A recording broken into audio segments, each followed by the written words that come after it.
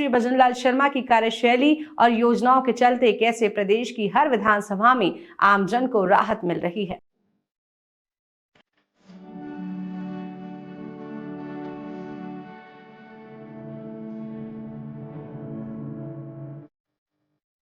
का स्पष्ट निर्देश है जिला प्रशासन को भी है और ऊपर भी स्टेट लेवल पर सबको स्पष्ट निर्देश है कि जितने भी पेयजल आपूर्ति की जितने भी स्कीम्स हमारे तैयार हैं उनके एफिशिएंसी 100% तक हम कैसे पहुंचा सके, चाहे हम डिग्गी की सफाई की बात करें, जो भी स्टोरेज भंडारण के जो भी स्ट्रक्चर्स हैं उनकी सफाई की बात करें, वहाँ पर कोई लीकेज है, जो भी हमारे जेजेएम स्कीम्स के अंदर जितने भी पाइप एंड डले हुए हैं उनको भी सुदृढ़ीकरण का कार्य अब लगातार निरंतर चल रहा है। तो इसी क्रम में जो भी हमारे कंटिजेंसी का फंड है वो भी हमारे बीकानेर जिले को 1 करोड़ का फंड दिया है और हर विधानसभा क्षेत्र को इक्वली डिस्ट्रीब्यूट करा है।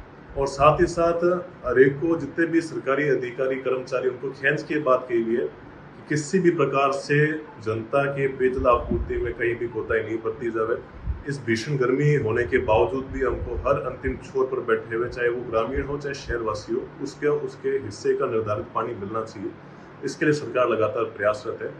तो हमारे क्षेत्र के अंदर जैसे मांग थी, हमारे कोलायत विधानसभा क्षेत्र के अंदर सरकार ने इस बजट के अंदर 58 करोड़ रुपए का आपके कोलायत और गजनेर वाटर वर्क स्कीम के अंदर हमको 58 करोड़ की वित्तीय प्रावधान हमें करें, जिसकी डीपीआर भी बन रही है।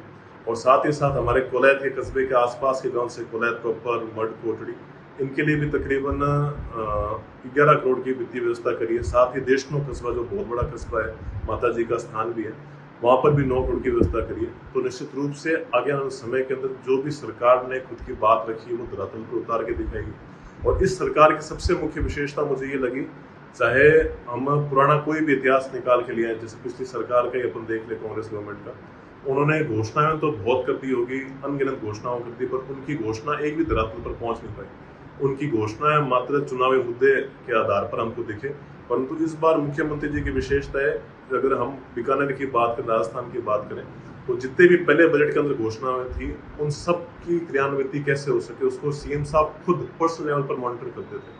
हर अधिकारी को, हर कर्मचारी को ये था कि हमको कैसे ना कैसे करके प्रथम बजट घोषणा की जितनी भी घोषणा उसको धरातल पर उतारना है। जैसे उसमें जमीन अलॉटमेंट का मामला हो, वहाँ पर डीपीआर बनाने का मामला हो, उसका टेंडर प्रक्रिया, वो सारी पूर्ण हो चुकी है। और इस प्रकार से अगर हम लगातार चलते रहे, अगर आप देखेंगे कि पिछले जुलाई अगस्त के अंदर ही बजट था, अब वापस 8-9 महीने के बाद फिर बजट आ गया। तो आप अगर इस बजट का, पहले बजट का भी रिकॉर्ड उठा के देखेंगे, आप देखेंगे 70-80% का बजट की घोषणा धरातल पर जिनका काम चालू हो चुका है। तो निश्चित रूप से हम खुद आश्वस्त है, जनता भी आश्वस्त है कि हमारे माननीय मुख्यमंत्री जी के दिशा निर्देश के अंदर हम एक सशक्त और मजबूत राजस्थान बनाएंगे और जो आगे आने वाली गर्मियां हैं उसके अंदर हम जनता को बढ़िया सुविधा उपलब्ध करा पाएंगे। मुख्यमंत्री श्री भजनलाल शर्मा के निर्देशों के चलते पीएचईडी अधिकारी बिजली विभाग के अधिकारियों से समन्वय बनाए हुए हैं ताकि पीक लोड के कारण बिजली ट्रिपिंग फॉल्ट आदि की स्थिति में भी नलकूपों की विद्युत आपूर्ति बाधित ना हो। इसके साथ ही भजनलाल सरकार ने पेयजल संबंधी समस्याओं के समाधान के लिए राज्य स्तर एवं जिला स्तर पर कंट्रोल रूम भी स्थापित किया है।